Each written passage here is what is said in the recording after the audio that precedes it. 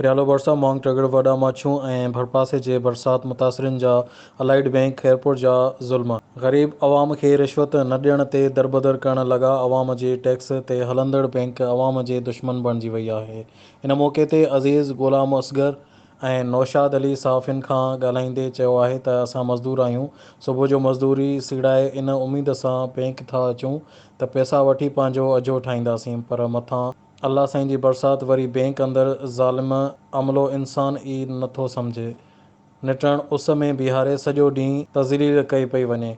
आख़िर में को न को बहानो बणाए वापसि कयो पियो वञे। 8 ॾींहंनि खां मुसलसल दरबदर कयो पियो वञे ऐं किराया भरे भरे थकिजी पिया आहियूं ऐं कम एजेंटनि मार्फत पिया कनि ऐं लिस्टूं बि 400 वारा क्लियर कनि। वधीक हिननि चयो त स्टेट बैंक ऑफ पाकिस्तान ऐं सुप्रीम कोर्ट पाकिस्तान खे अपील था कयूं त अलाइड बैंक खैरपुर मीरस जे ख़िलाफ़ एक्शन खणी बरसात मुतासरिन खे दरबदर थियण खां बचायो वञे।